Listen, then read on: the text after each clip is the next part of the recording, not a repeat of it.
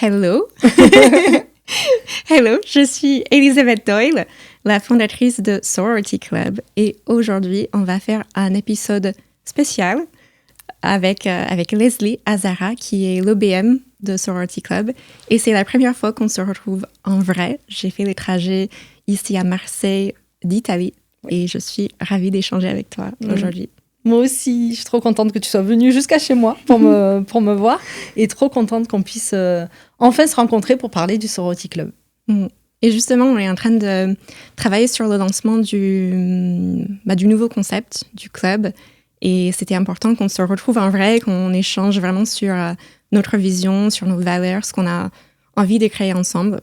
Et voilà, c'est le but aujourd'hui, c'est de parler de parler de tout ça et partager avec nos auditrices les coulisses de c'est ça, Club. Ce qu'on vous prépare pour le Sorority Club, nouvelle version du coup. Du coup, pour commencer, peut-être qu'on va se présenter. Du coup, tu commences. Idée. Alors, si tu peux nous en dire plus. Ok. Je commence où Qui tu es et qu'est-ce que tu as fait peut-être jusqu'à maintenant pour arriver à fonder le Sorority Club. Ok. Pour celles qui ne me connaissent pas déjà, je viens des États-Unis, pour expliquer l'accent que vous avez certainement entendu. Légèrement. Je viens de Missouri, à Saint-Louis, c'est la ville. J'ai grandi là-bas et je suis partie pour la première fois quand j'avais 19 ans. Je suis partie pendant mes études. J'ai fait un peu un programme comme Erasmus. J'ai passé une année à Caen à l'époque. Je suis tombée amoureuse de la France. J'avais envie de revenir, donc je suis revenue. Et j'ai travaillé pendant des années en tant que formatrice. Et en 2013, j'ai lancé ma première entreprise, qui est un organisme de formation. Donc, on fait des formations de langue, bureautique, numérique, etc. Donc ça, j'ai fait ça pendant longtemps. Maintenant, je compte plus. Jeune, voilà. Depuis presque 13 ans. Donc c'était vraiment ma première activité. C'est une expérience qui m'a beaucoup appris, qui m'a transformée. Et ensuite, Sorority Club, ça fait à peu près 2 ans que j'ai lancé ce side project à côté de cette entreprise-là. Ok. Et sinon, je suis maman aussi. C'est important. 2 garçons de 3 ans et 5 ans. Et ça occupe pas mal. C'est du travail déjà, à temps plein. Oui. Et toi, du coup ? Alors moi, écoute, plusieurs vies dans une vie. J'ai été chef comptable en entreprise durant 16 ans. Et puis à un moment, il m'est arrivé un événement de vie et qui a fait que je me suis posé la question de savoir si j'avais toujours envie de continuer dans ce métier-là et à ce rôle-là. Et je me suis rendu compte que c'était plus quelque chose qui m'épanouissait. Donc j'ai pris la décision de quitter un job bien payé, avec tout le confort qu'on peut connaître du salariat pour me lancer dans l'aventure entrepreneuriale. Sans me douter que ça serait aussi difficile que de se lancer, mais j'ai créé mon entreprise en ligne de vente de produits cosmétiques capillaires pour les cheveux bouclés, parce que j'avais vraiment déjà à cœur d'aider les femmes à s'assumer au naturel, à assumer telles qu'elles sont. Et moi qui venais d'un secteur en plus très financier, très casual, très... déjà bien encadré, je savais que c'était compliqué d'assumer qui on était et sa vraie personne. Donc, j'avais vraiment envie d'aider les femmes à faire ce travail-là. Donc, j'ai monté ma boîte un peu sur un coup de tête, en fait, sans trop réfléchir. Okay. Et c'est là où j'ai découvert toutes les facettes de l'entrepreneuriat en ligne, du business et d'être femme, maman et de gérer un business. Donc, j'ai tout appris et j'ai tout fait toute seule.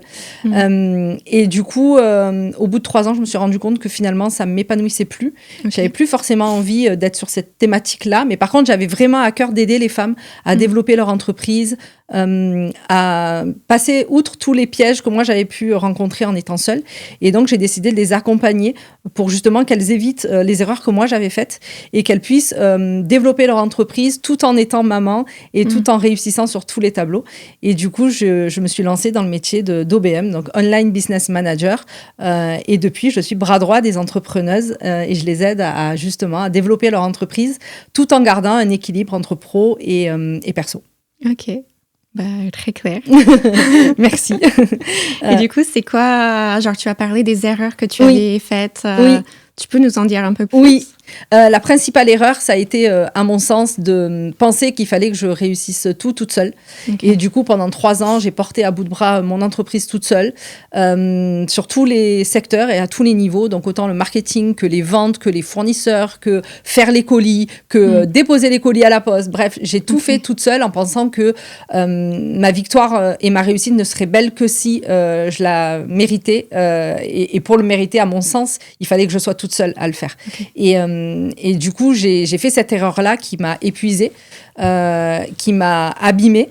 Parce que du coup, quand on réussit pas ou quand on s'épuise, ben forcément, on se dévalorise et on se dévalorise et on se demande si on est bien à sa place. Et du coup, je pense que ma principale erreur, ça a été celle-là de m'entêter à vouloir réussir seule. Okay. Et ça a causé finalement la fermeture de mon entreprise 3 ans après. Parce que je pense que je me suis tellement fatiguée que je m'en suis dégoûtée de mon propre business que j'avais créé.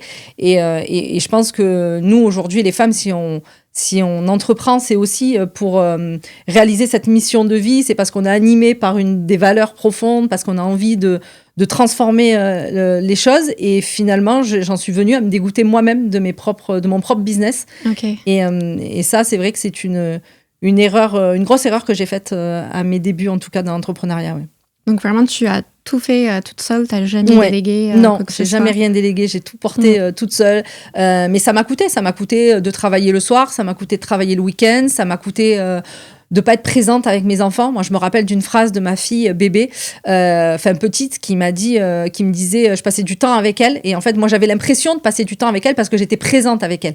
Mais en fait, je n'écoutais pas ce qu'elle me disait. Ouais. Je jouais sans jouer. Je regardais j'étais tout le temps avec mon téléphone. Okay. Et je me rappelle d'une phrase où elle m'a dit, mais maman, pose ton téléphone. Et je me suis pris vraiment une claque, en fait, de me dire, mais même ma fille, je pensais la berner. Je pensais qu'elle se rendait pas compte que j'étais pas vraiment avec elle. Ouais. Et je me disais, je suis là, je fais le job, en fait. Oui. Et je me suis vite rendu compte que non, elle a vu très clair. C'est ça. Elle voyait très, très clair dans mon petit jeu de me dire, je sais, maman, que t'es pas avec moi. Et moi, ce que je veux, c'est ma maman, en fait. Parce que moi, le soir, ce que j'ai besoin, c'est ma maman. Et je veux passer du temps avec elle. Et du coup, ça rajoute à ce syndrome un peu de culpabilité. Parce que finalement, j'avais le sentiment de ne pas réussir en tant qu'entrepreneuse et de ne pas non plus être une bonne maman. Oui, on dit finalement, mais on est nulle part, quoi. C'est ça, on est nulle part et on a ce sentiment d'échec qui grandit aussi sur tous les niveaux et on culpabilise tout le temps pour tout. Et c'est vraiment, je pense, douloureux aujourd'hui d'être une femme et d'entreprendre. C'est quelque chose de compliqué à gérer. Et vraiment, seule, c'est difficile. Et tu as eu un temps de pause entre les deux activités. Comment t'es venue cette idée de devenir OBM? Alors, je savais que je voulais aider les femmes. Je te dis, c'était quelque chose que j'avais vraiment à cœur. C'était vraiment, pour moi, c'est très important, ces valeurs-là de sororité, d'entraide, d'empowerment féminin. Je savais que je voulais aider les femmes. C'était ma mission de vie, c'était de les aider.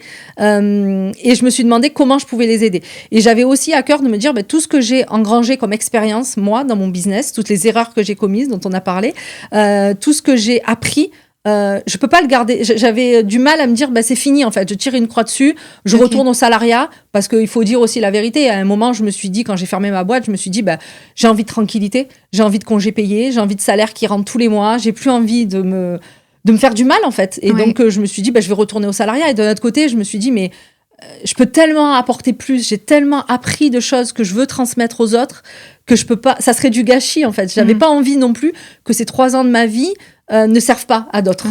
Et donc, je me suis dit, comment je peux aider concrètement les entrepreneuses. Je savais que c'était en étant dans la structuration, dans le niveau vraiment élevé de responsabilité. C'était vraiment pour être un soutien pour elles, un bras droit, une épaule sur laquelle elles puissent se reposer, et quelqu'un qui a en même temps la connaissance de l'intérieur d'un business. J'avais pour moi aussi mon expérience de chef comptable, donc je connaissais bien les rouages aussi de haut niveau de prise de décision dans une entreprise. Et du coup, le métier de bras droit, il s'est un peu imposé à moi naturellement, en fait. C'était ma place déjà. Et c'était celle que je voulais aussi avoir, c'est-à-dire celle du soutien, et plus forcément celle qui porte la vision, mais plutôt celle qui exécute la vision des entrepreneuses. Ok. Et du coup, moi, je me pose une question aussi, c'est pourquoi toi, tu as eu envie de créer le Sorority Club ? Tu sais que je me reconnais un peu dans ton histoire aussi. Je pense que la maternité a beaucoup changé, pas tout changé en fait, a changé ma vision de la vie, de mon business, de ce que je voulais pour moi, ce que je voulais pour mes enfants. Mais ça a été très difficile. Donc j'ai appris que j'étais enceinte, c'était en janvier 2019 à l'époque. Donc j'avais déjà mon entreprise depuis 6 ans à l'époque. Donc j'avais déjà une équipe en place, etc. Mais j'étais basée en France. Et pour faire court, mon copain, il est italien et il vivait en Italie. Donc quand je suis tombée enceinte, je me suis dit, OK, concrètement, comment je vais faire pour que mon entreprise soit plus autonome, mais pas juste pendant mes congés maternité, mais pour la suite de mon entreprise, que je ne veux pas que mon entreprise soit un poids, un frein pour la vie que j'ai envie de mener. Donc, comment je peux... qu'est-ce que je peux mettre en place ? La structuration, par exemple, j'aurais eu besoin d'un OBM à cette époque. Donc, j'ai vraiment fait un travail de structuration, d'organisation, de mise en place d'outils, etc. Mais en même temps, j'avais beaucoup de doutes par rapport à mes capacités.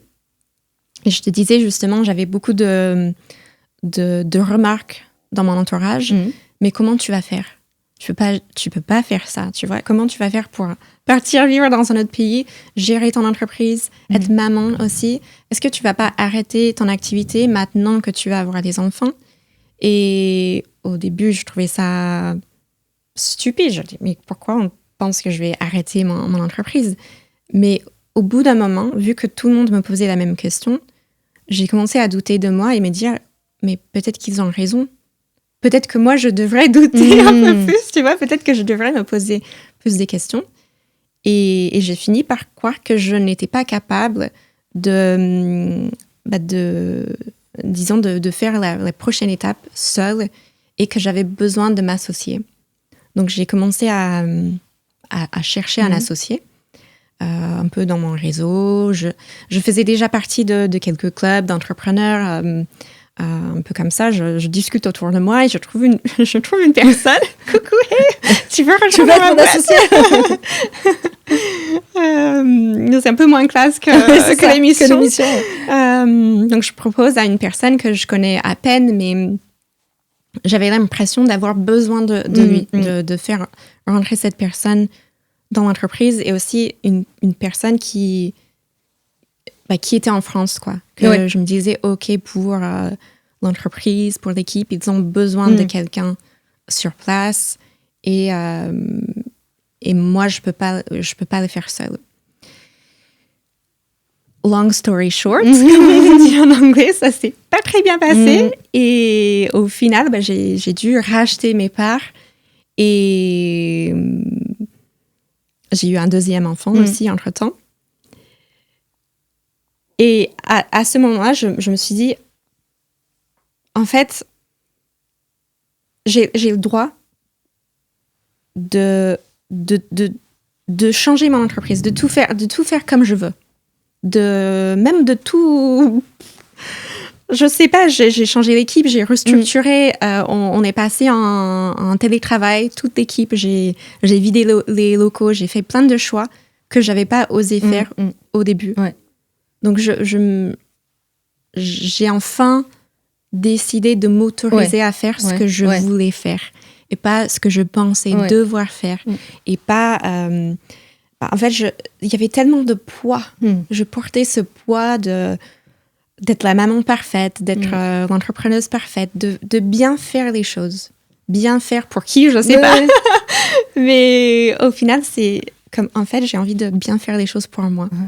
C'est intéressant ce que tu dis parce que est-ce que tu sais aujourd'hui, tu as pu analyser, est-ce que tu l'as fait de prendre un associé parce que ça t'a été imposé quelque part par ton entourage et du coup, tu t'es rangé un petit peu de cet avis-là ou est-ce que c'était vraiment un choix que toi, tu souhaitais? Tu sais, parfois, quand on est tellement conditionné, quand on veut tellement bien faire les choses, tu vois, être la bonne élève, être la gentille fille, on ne sait même plus ce que nous, on a envie de faire et ce que les autres nous imposent. Donc, en fait, c'est tellement flou, la limite, que je ne saurais même pas dire si moi, j'avais envie ou si je pensais que c'était la bonne décision. Et est-ce que tu sais maintenant pourquoi ce n'était pas la bonne décision? Pourquoi ça s'est mal passé? Je pense que c'était la bonne décision. D'accord. Que j'avais besoin de cette leçon. D'accord. Et que parfois, ça se passe pas comme prévu. Mais j'avais besoin de ça pour me rendre compte que je n'avais pas besoin de ça. Ça t'a donné confiance, du coup. Oui. Ça t'a donné confiance en tes choix, en toi, en ce que tu étais capable de faire aussi. C'est ça. Et du coup, tu as géré les choses différemment pour ta deuxième grossesse? Oui, j'ai pu mieux gérer ma deuxième grossesse et même lancer une nouvelle activité en parallèle.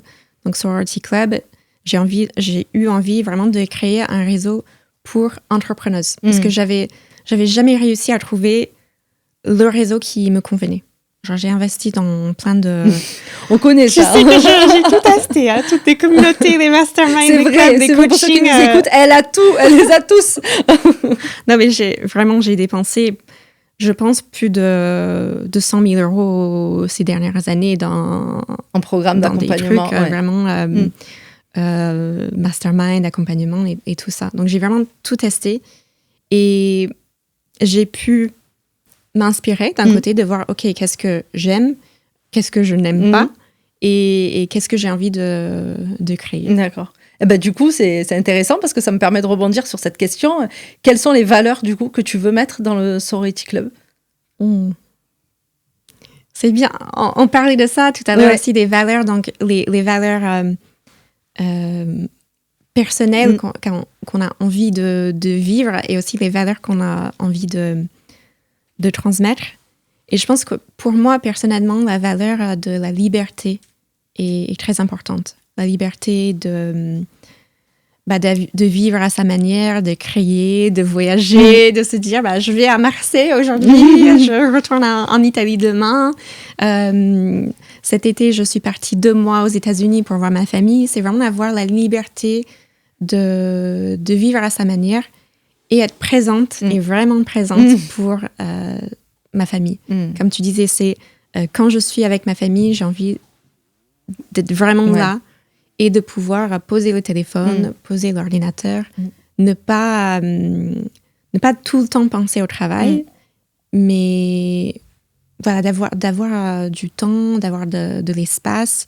Donc, pour moi, l'entrepreneuriat, c'est aussi la liberté de créer la vie qu'on a envie de mener. Et c'est vraiment ça que j'ai envie de transmettre. Et comme je disais aussi avec mon entreprise, c'est vraiment s'autoriser à faire ce qu'on a envie de faire, ce qu'on ressent déjà. Parce que souvent, on ressent ce décalage.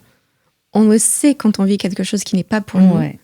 Et d'ailleurs, je pense que ça te parle. Et peut-être que tu peux parler de ça aussi, de ce que tu as vécu, tu as parlé de l'événement que tu as vécu, si c'est OK pour toi.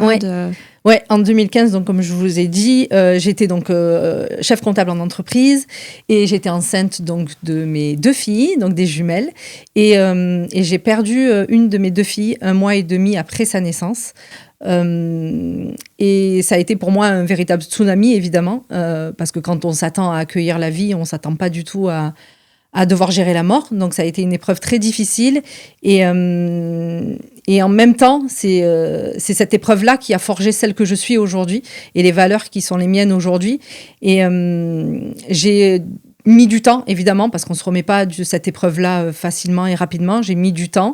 Mais j'ai pris des décisions importantes comme quitté une situation qui me convenait plus avec le père donc de mes filles, dont j'ai divorcé. Et c'est vrai qu'on en discutait et souvent on s'enferme dans des schémas parce que on pense que on n'a pas d'autre choix. Et moi à cette époque-là, je me disais je peux pas divorcer parce que j'ai un enfant en bas âge, parce que on vient d'acheter une maison, parce qu'on s'est marié, parce qu'on ça se fait pas en fait. J'ai tout ce que tout le monde a jamais voulu avoir et je peux pas tout abandonner et recommencer. Et en fait, ça m'a vraiment challengée comme décision parce qu'évidemment, c'était pas le choix que j'avais. Moi, l'idéal de famille que j'avais, c'était pas celui-là. Pour moi, je voulais avoir une vie de famille avec le papa de ma fille et ma fille et finalement ressortir vainqueur de cette épreuve qu'on avait vécue. Et finalement, à un moment, la question s'est posée pour moi de me dire, mais qu'est-ce que je souhaite du coup pour ma fille ? Est-ce que c'était vraiment cet idéal de vie rêvé, mais qui ne serait pas la réalité du quotidien de ma vie de tous les jours, parce que des tensions dans mon couple et parce que, voilà, difficile de se remettre d'une épreuve comme celle-ci. Ou est-ce qu'au contraire, je veux pas finalement montrer à ma fille cette image d'une maman qui décide de lui montrer que finalement, dans sa vie, elle pourra faire tous les choix qu'elle veut si elle sent que ce sont les bons pour elle. Et moi, c'est le chemin que j'ai pris, qui a été difficile, qui a été douloureux, avec cette culpabilité tout le temps de me dire, est-ce que je fais les bons choix pour elle ? Est-ce qu'un jour, elle me reprochera pas d'avoir quitté son papa ? Est-ce qu'elle va pas me reprocher en grandissant d'avoir jamais grandi ou vécu parce qu'elle n'a pas souvenir de son papa et moi en même temps. Et ça, je l'ai porté pendant longtemps, cette culpabilité-là. Et puis finalement, j'ai refait ma vie, j'ai eu une autre petite fille et aujourd'hui, je sais que j'ai fait les bons choix pour elle parce que je lui ai ouvert d'autres horizons, je lui ai fait voir d'autres choses et je lui ai offert un autre équilibre familial que certainement elle n'aurait pas eu si j'étais restée avec son papa. Donc, à chaque fois qu'on pense qu'on est obligé, en tout cas, de prendre des décisions ou de faire des choses, je pense que c'est important de mettre des choses en perspective et de se dire qu'on peut tout. On peut tout si on se l'autorise. Et comme tu disais, j'avais cette intuition en moi que c'était la bonne chose à faire. Et je suis heureuse de m'avoir écoutée. Je ne l'ai pas toujours fait dans ma vie, de m'écouter, d'écouter mon intuition. Mais là, pour le coup, je sais que j'ai pris la bonne décision. Et malgré la tempête qu'a été la séparation, qu'a été tout ce que ça a engendré, je savais que j'avais fait le bon choix pour elle. Donc, je pense que c'est important aussi de le transposer aussi dans sa vie professionnelle. Parfois, c'est douloureux. Moi, j'ai fermé une entreprise, c'est douloureux. Toi, tu as dû repartir aussi de zéro suite à cette association qui s'est mal passée. On a l'impression sur le moment, je pense que c'est des échecs. Je pense que tu pourras aussi en attester. On pense que c'est des échecs, qu'on a échoué, on se juge beaucoup. On se juge beaucoup, on se flagelle beaucoup, on culpabilise beaucoup vis-à-vis de nos proches, vis-à-vis de l'argent peut-être qu'on a investi aussi. Enfin, il y a beaucoup d'enjeux, du temps aussi qu'on a passé dans ce projet-là pour rien et qu'on aurait pu finalement passer avec nos enfants ou dans notre famille. Et finalement, je tiens exactement les mêmes mots que ce que tu as dit tout à l'heure. Je ne regrette pas tout ce que j'ai fait. Je regrette pas tout ce qui m'est arrivé parce que ça fait celle que je suis aujourd'hui. Et certainement que je serais pas aujourd'hui à ma place et encore moins en face de toi si j'avais pas vécu tout ce que j'ai traversé. Oui. Et ce qui m'a marqué aussi, c'est ce que tu disais tout à l'heure par rapport au fait d'avoir l'impression de devoir tout faire toute seule. Et je pense que ce qui m'a beaucoup aidée ces dernières années, c'est le fait de ne rien faire toute seule, de déléguer plein de choses, que ce soit à niveau professionnel ou personnel à la maison. Et justement aussi dans ce lancement du nouveau concept du club, je me suis dit j'ai besoin de m'entourer parce que je ne crois plus en fait à cette vision qu'il faut tout faire toute seule et que je vois qu'on va plus loin, on va plus loin ensemble et on ne s'épuise pas, on se respecte et je garde cette liberté, ce temps que j'ai avec mes enfants. Quand je pense à mon planning d'avant, avant d'avoir mon premier enfant, c'était un Tetris, quoi. C'était plein à craquer. Si j'avais, je sais pas, un problème, un bouchon, quelque ça chose, rentrait pas. Ouais, c'était horrible. Alors que là, maintenant, j'ai peut-être 2-3 rendez-vous vraiment fixes dans mon agenda, qui va être, c'est des réunions d'équipe, des points qu'on fait ensemble, ce genre de choses. Mais le reste du temps, c'est vraiment ce sont des choses qui peuvent bouger, quoi. Du travail qu'on peut faire de n'importe où, n'importe quand, et ça aide beaucoup aussi. Et comment t'en es arrivé là, du coup, à ce planning ultra chargé, à justement te dire, j'ai besoin de déléguer, je sais que c'est bon pour moi d'aller déléguer. Qu'est-ce qui s'est passé, ou est-ce que tu as eu un déclic à un moment? Qu'est-ce qui s'est passé? C'était aussi avec les grossesses. Tu vois, j'ai vécu 2 congés maternité. Quand tu arrêtes tout pendant 4 mois, tu te dis, mais je vais pas reprendre comme avant. Genre, si c'est possible de ne pas travailler pendant 4 mois, pourquoi je vais travailler comme une folle le reste du temps? Donc, c'était vraiment, disons, un exercice que j'ai dû faire, apprendre à lâcher prise, à déléguer, à lâcher prise, à dire, OK, c'est peut-être pas comme moi j'en rêvais, mais au moins, j'ai pas eu à le faire. Et ça va, ça avance quand même. Donc, c'était un cheminement, on va dire. C'était pas naturel au début, mais j'ai commencé à déléguer assez tôt. Et c'est quoi la première chose que tu as déléguée? L'administratif. OK. L'administratif et même des formations. Dès le début, j'ai travaillé avec d'autres formateurs freelance. J'ai trouvé que c'était plus facile de déléguer son cœur de métier. Parce que je connais par cœur.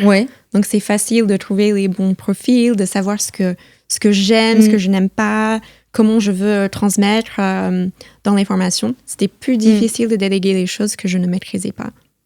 Oui, OK. Et est-ce que tu as eu ce sentiment, comme moi j'en parlais, au début, ce blocage que tu te mets toi-même en te disant, mais si je délègue, et finalement, ça m'enlève un bout de ma réussite? Pas vraiment, dans le sens où, quand j'ai créé mon entreprise, dans ma tête, je créais une entreprise. Genre, je savais que j'allais avoir une équipe. Donc, j'avais jamais envisagé une activité où je serais seule. Donc, j'ai pas... C'était déjà clair pour toi? Tu avais déjà la vision d'entreprise? En même temps, c'était il y a longtemps, donc on n'avait pas, comme aujourd'hui, autant d'activités en freelance ou... Genre, l'entrepreneuriat a beaucoup changé aussi, et tant mieux. Parce qu'on a plus de choix. Ouais. OK. On peut rentrer peut-être dans le vif du sujet aussi maintenant et parler du Sorority Club. Savoir qu'est-ce que c'est, qu'est-ce qu'on veut faire vivre dans ce projet-là, et peut-être la vision qu'on a pour le Sorority Club. Je ne voulais pas avoir une méthode magique. Je ne voulais pas avoir un programme que tu suis de A à Z.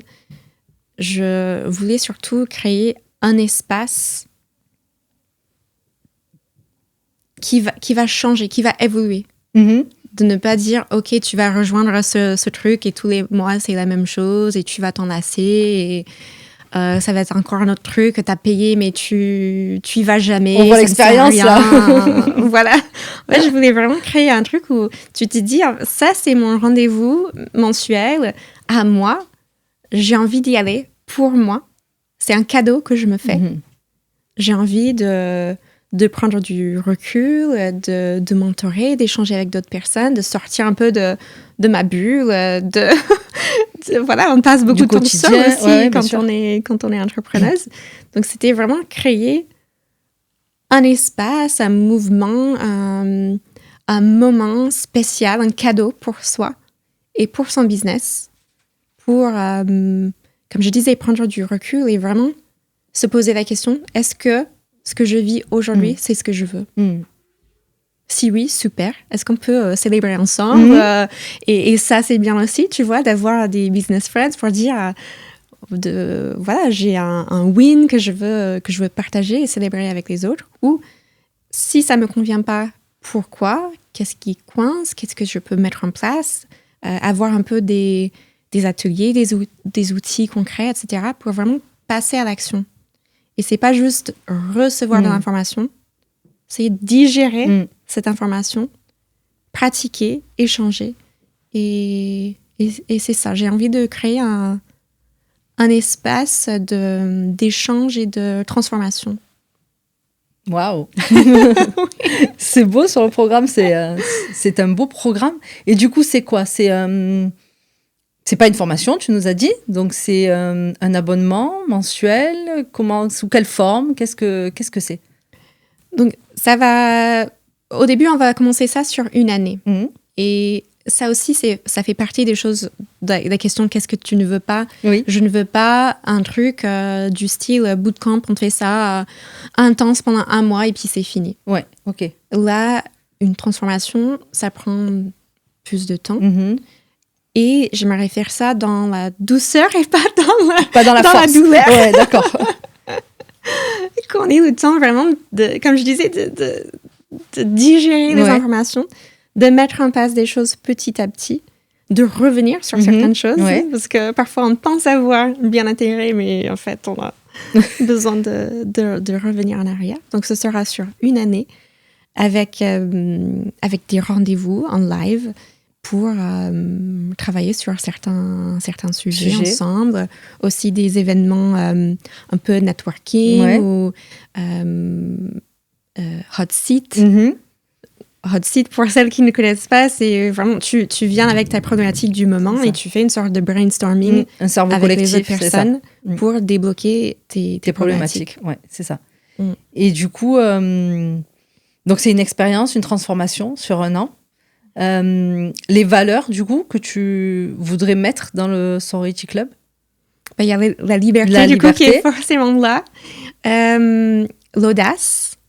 Pour moi, les deux vont ensemble. Je sais que c'est un mot qui fait peur à certaines personnes quand on pense ambition, audace, on pense à la girl boss qui va écraser les gens. Mais pour moi, comme je disais, c'est vraiment oser créer la vie que tu as envie de vivre, écouter cette intuition. Et donc, il y a cette partie-là et la partie sororité qu'on a toutes les deux envie vraiment d'aider les femmes. Vraiment, ouais. Et ça, c'est une valeur qui est vachement importante pour moi. La sororité, et je trouve que c'est un mot qu'on utilise aujourd'hui, qui est un peu à la mode, malheureusement, et qu'on utilise sans vraiment prendre conscience et de la profondeur de ce mot. La sororité, à mon sens, c'est pas celle qui... c'est pas la fausse sororité qu'il va y avoir dans le Sorority Club, c'est au contraire la vraie, c'est-à-dire qu'on peut s'entraider, on peut donner sans forcément attendre quelque chose en retour, et on peut aider sans forcément vouloir un retour sur investissement. Je veux dire, la vraie sororité, c'est celle-là, c'est l'entraide entre les femmes, se porter plus haut tout ensemble, sans jalousie, sans façade, sans faux semblant.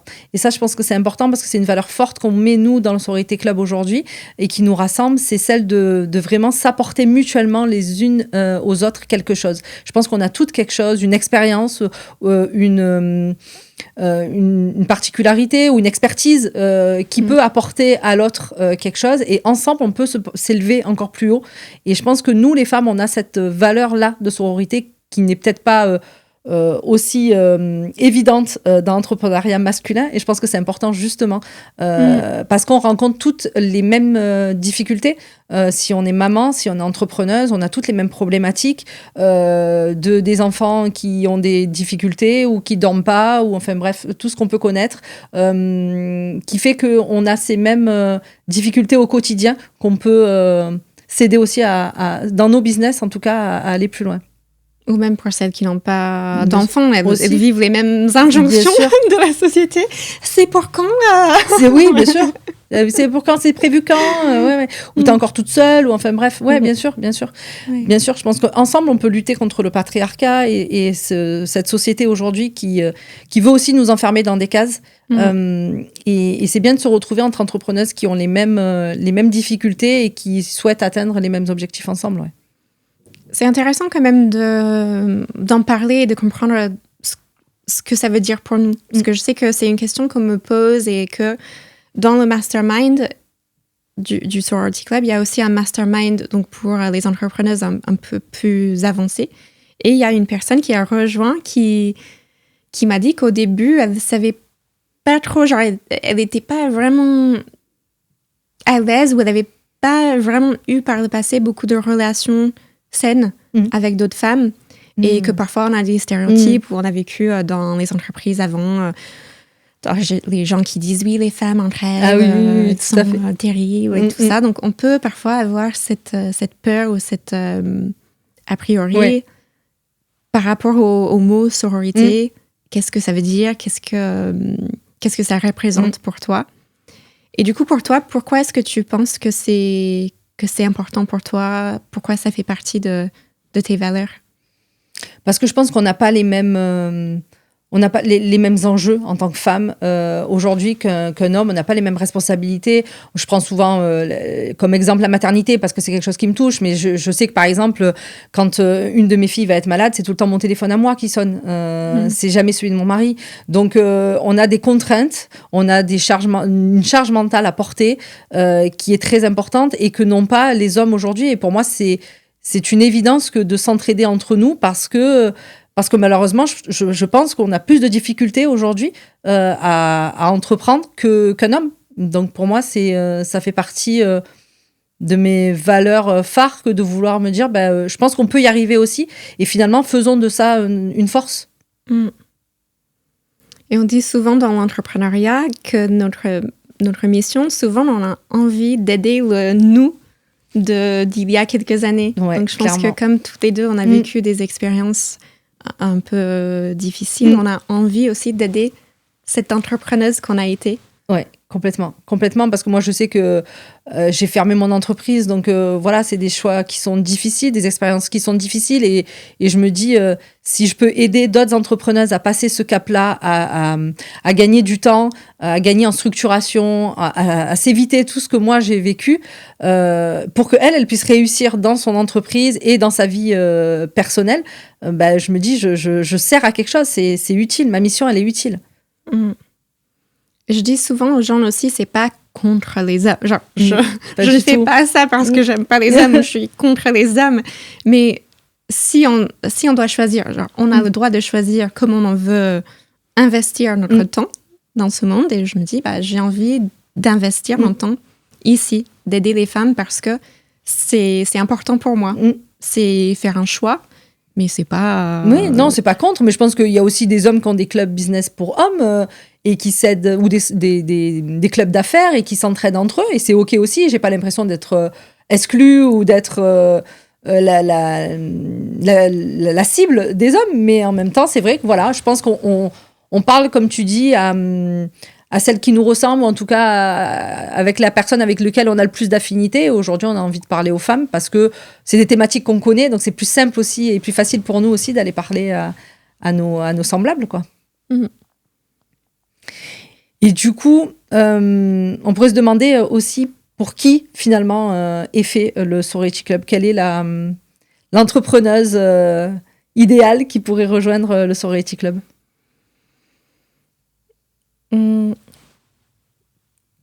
Je vais me baser un peu sur le mastermind, comme j'ai pu voir un peu les profils qui ont participé au mastermind, même si elles sont un peu plus avancées. Oui, parce que du coup, on le répète peut-être, mais tu as déjà, donc le Sorority Club, ça existe, et tu as eu une première version du Sorority Club qui était un mastermind pour les entrepreneuses qui étaient un peu plus avancées, si j'ai bien compris, c'est ça.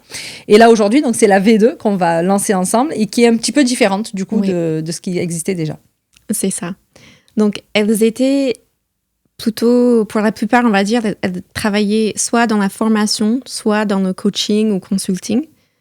Je pense que c'est aussi parce que c'est mon expérience passée avec mon organisme de formation. Ce sont aussi des métiers où on peut... J'aime pas utiliser le mot « scaler » parce que je sais que ça a aussi une connotation négative des fois, mais c'est vraiment le type d'activité du coup qu'on peut scaler, où on peut espérer structurer son entreprise d'une manière où on libère plus de temps, etc. Parce que pour d'autres métiers, par exemple, je sais pas, disons qu'on travaille dans la rédaction web, ou on travaille dans le graphisme, ou ce type de choses, quand on fait un métier où on produit des choses, quand on veut scaler, on doit penser à une autre structure. C'est OK, comment je vais faire? Est-ce que je vais créer une agence? Est-ce que je vais déléguer certaines choses? C'est tout un autre type de projet qui est ce que j'ai fait avec mon organisme de formation. Du coup, je délègue à des formateurs qui vont animer les formations. Donc, ça ressemble un peu plus à une agence, mais c'est pas pour tout le monde.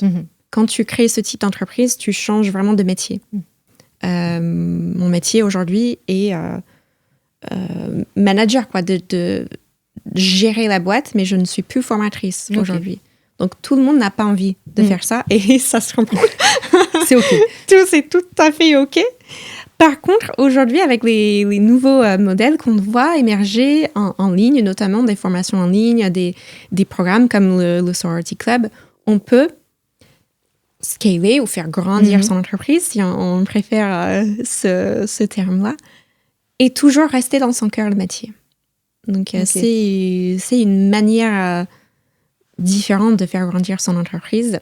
Donc, je pense que dans ces activités-là, c'est peut-être plus adapté, c'est plus facile de... Pas facile, c'est pas... OK, on va supprimer ce mot.